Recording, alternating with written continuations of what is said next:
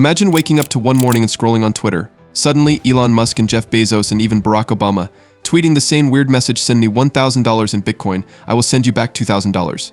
Sounds like a classic ripoff, doesn't it? But that's not any ordinary tweet. It came straight from verified accounts of the most influential people on Earth. There is breaking news tonight on what appears to be a major security breach at Twitter. The accounts of several major companies and public figures have been hacked. It was the biggest hacking operation in the history of Twitter, and the whole Twitterverse witnessed it. Behind this monumental breach, not a team of sophisticated cybercriminals, not a powerful foreign government, but a 17-year-old kid. Here is the story of Graham Ivan Clark, the teenager who hacked Twitter and stole millions in Bitcoin. Section 2: The hack spills out. It all transpired on July 15, 2020. Elon Musk's official account shared a peculiar tweet that captured the attention of many. It stated, "Send me $1,000 in Bitcoin, and I'll return it with $2,000. This offer is valid for 30 minutes. Beneath the tweet, a Bitcoin wallet address was displayed. It appeared to be a scam, because indeed it was, but the twist? It was verified and active from Elon Musk's official account. Within minutes, the same tweet went live on the accounts of the likes of Apple, Jeff Bezos, Bill Gates, Barack Obama, Joe Biden, Kanye West, and many more. Chaos had taken over Twitter. Millions of followers lost across the globe in an instant, confused and flabbergasted. Verified credible accounts were all saying this.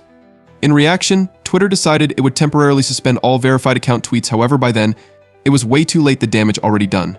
And everybody went back confused. Well, Nora, these mystery tweets started popping up late this afternoon and seemed to target high-profile users with millions of followers. The accounts include former President Barack Obama, presumptive Democratic presidential nominee Joe Biden, Kanye West and his wife Kim Kardashian, Elon Musk, as well as billionaires Michael Bloomberg and Jeff Bezos, as well as companies like Apple and Uber. How does such a big account get hacked like that? It wasn't about the tweets, but about the trust in the social networking website, trust in the security of that website, and also the people managing those huge accounts. The scam had taken around over $100,000 Bitcoins. It was pretty much confusing scenario for everybody as who did what and how all of this happened. Section 3: The teen behind the hack. Behind this brazen theft lay neither an international syndicate nor some clever hacker hidden in a futuristic lair. It was Graham Ivan Clark, barely 17 years old, from Tampa, Florida. To a naked eye, Graham seemed just like any other normal high school student, but those around him knew an unmistakable difference. At school, Graham differed from the rest of his classmates concerning his wealth. He dressed in flash clothes, expensive watches, and accessories worth thousands of dollars. Many people wondered how all this money came in, since Graham's family is not that rich. Little do they know that Graham ran online scams when he was only 13 years old. He started small, swiping money from fellow Minecraft gamers by promising to provide in-game items and failing to deliver. However, Graham's ambition knew no bounds. From these lowly schemes, he elevated himself to a far loftier arena, a forum known as Ogizers. In that world, usernames and electronic personas changed hands for thousands of dollars.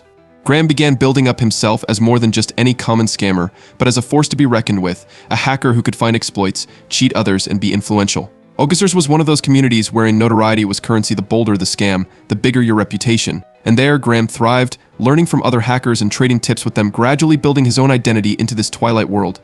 There was no need to do it for money, because, in that place, everyone hacked for prestige. Section 4: SIM swap trick. His favorite hacking approach was something called SIM swapping.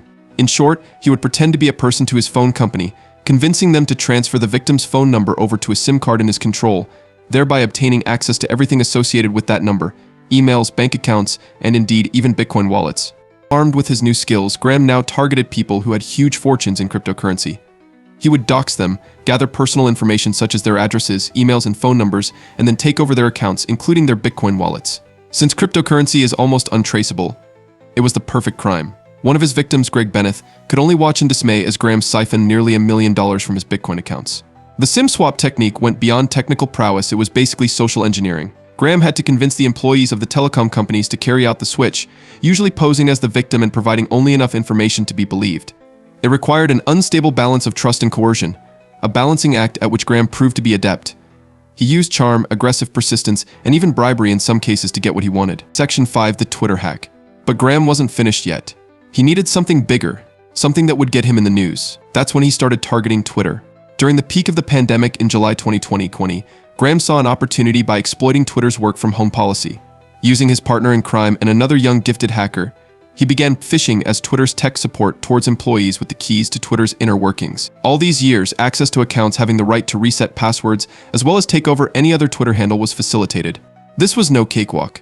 They had to dig through employee directories, make countless calls, and pretend to be technical support specialists answering critical questions.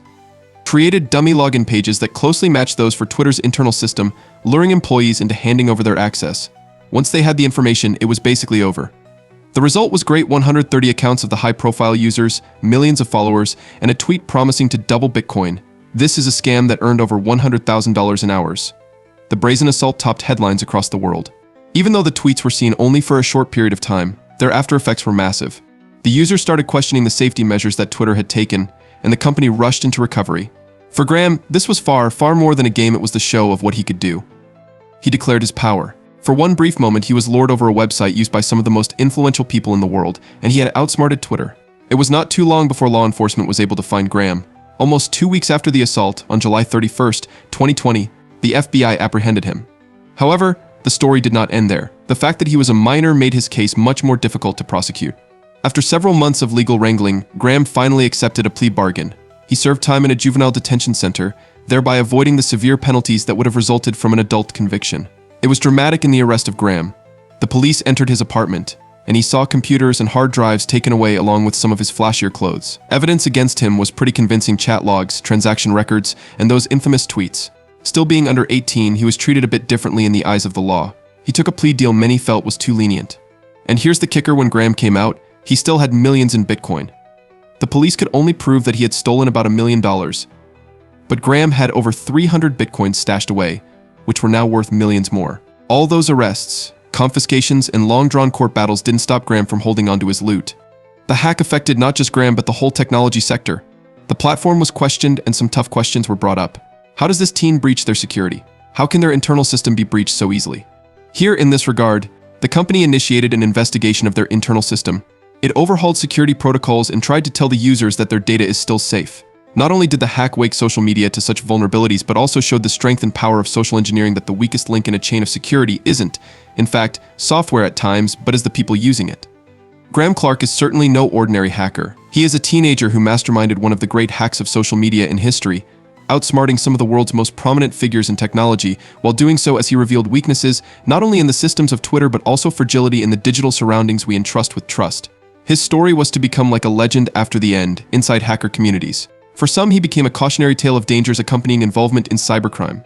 For others, he became a hero who dared challenge the system and came out on top, at least for a little while. Invitations to underground forums to speak poured in, and with each day passing, his reputation only grew. And that's all for today. What do you think? Comment below. I want to know your opinion about this matter. If you enjoyed this video, make sure you hit the like button, and also don't forget to subscribe to our channel for more of these kinds of videos. Thanks for watching.